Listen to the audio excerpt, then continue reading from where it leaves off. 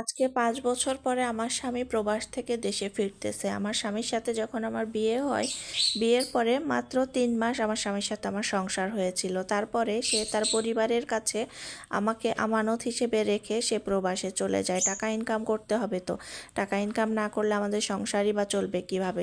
ছেলে প্রবাসী দেখেই কিন্তু আমার বাবা-মা ওর সাথে আমার বিয়ে দিয়েছে। তো যাই হোক, ছেলে প্রবাসী অনেক টাকা পয়সা রোজগার করে এই দেখেই তো আমার বিয়ে দিয়েছে। যেহেতু আমার পরিবারের অবস্থা খুব একটা ভালো না, তো স্বামী আমাকে তার বাবা মায়ের কাছে রেখে গিয়েছে, তাদের নিজ জিম্মায় আমাকে রেখে গিয়েছে। সবাই খুশি আজকে আমার স্বামী ৫ বছর পরে দেশে ফিরতেছে। আমারও খুশি হওয়ার কথা ছিল, কিন্তু মনটা আমার ভীষণ খারাপ লাগছে।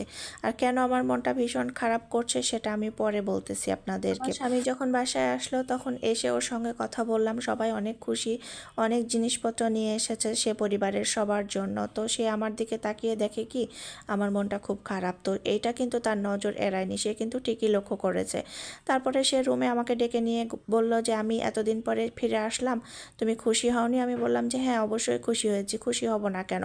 আমার সংসার তো শুরুই হয়নি, তুমি আমাকে ফেলে রেখে চলে গেছো। তো সে আমাকে তার মতো করে অনেক বুঝ দিল যে আমাদেরকে তো এভাবেই থাকতে হবে, কারণ আমি তো প্রবাসী, আমি যদি প্রবাস থেকে টাকা ইনকাম করে না নিয়ে আসি তাহলে আমাদের সংসার আমরা ভালো মতো শুরু করব কিভাবে, বা আমাদের ভবিষ্যৎ প্রজন্মটাই বা ভালোভাবে চলবে কিভাবে? তো যাই হোক না কেন, সে আমাকে বলল যে এসব কথা বাদ দাও, আল্লাহ ভরসা, আমাদেরকে এভাবেই দিন আল্লাহর দিন আল্লাহই পার করে নিয়ে যাবে। তো আমি তো যেহেতু ছুটি নিয়ে বেশ কিছুদিন এখানে থাকবো, তো কিছুদিনের জন্য আমি এসেছি, তো আমরা যে কয়দিন আছে আমার এই সময়টা খুব ভালোভাবে পার করব। তো আমি এখন রেস্ট করি, বিকেলবেলা তুমি আর আমি ঘুরতে যাব, তোমাকে বাইরে ঘুরতে নিয়ে যাব। হয়তো বা আমি না থাকার কারণে তোমার হয়তো বা ঘোরাও হয়নি ভালো মতো। তো তুমি বিকেলবেলা রেডি থাকবা, নীল কালারের একটা শাড়ি পরবা এবং সুন্দর করে সাজুগুজু করবা। তো আমার মুখটা না কাচুমচু হয়ে গেল তার কথা শুনে, কারণ আমার তো নীল কালারের কোনো শাড়িই নেই। তো এটা এটা শুনে আমি চুপ করে থাকলাম। বিকেলবেলা আমার স্বামী যখন ঘুম থেকে উঠলো, উঠে দেখে যে আমি রেডি হইনি,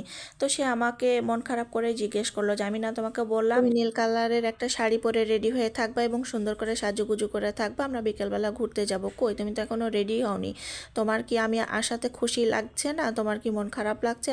আমার সঙ্গে তুমি ঘুরতে যেতে চাও না? তো আমি মনটা খারাপ করে বললাম যে আসলে আমার তো কোনো শাড়ি নেই নীল কালার যে আমি পরে রেডি হব। সে অনেকটা অবাক হয়ে গেল যে কেন, আমি না তোমাকে প্রত্যেক মাসে মাসে তোমার হাত খরচের জন্য আলাদাভাবে টাকা পাঠাই, সেগুলো তুমি কি করো? তুমি নিজের জন্য ভালো জামা কাপড় কেনো নি? যেটা পরে আছো সেই জামাটাও তো অনেক তেনার মতো, ভালো জামা কাপড় পরে থাকতে পারো না? তুমি সব সময় সাজুগুজু করে থাকবা, ভালো জামা কাপড় পরে থাকবা, এই কারণে তো তোমার জন্য আমি আলাদাভাবেই টাকা পাঠাই। আমি তখন আমার স্বামীকে বললাম যে এতদিন আমি তোমার কাছে সব কিছু গোপন রেখেছিলাম, আমি কখনো জানতে দিইনি তোমাকে যে তুমি আমাকে কাদের কাছে রেখে গিয়েছো। তুমি তোমার পরিবারের কাছে, তোমার মা বোন, ওদের কাছে আমাকে রেখে গিয়েছো, ওদের জিম্মায়। আর তারা তো আমাকে ঠিক মতো না খেতে দেয়, না আমাকে কোনো ভালো জামা কাপড় পরতে দেয়। আর তুমি আমার কাছে যে সমস্ত টাকা পয়সাগুলো পাঠাও আমার নামে, সে সব কিছু দিয়ে তোমার বোন তার নিজের সকাল্লাদ পূরণ করে, সে নিজে আইফোন কিনেছে সেই সব টাকা দিয়ে, আমাকে কোনো কিছুই দেয় না, বরং গ্রাম থেকে কেনা সস্তা জামা কাপড় পরতে দেয় আমাকে। আমি সবসময় চাইতাম আমার স্বামী যেন তার পরিবারের প্রতি মনক্ষুণ্ণ না হয়, কিন্তু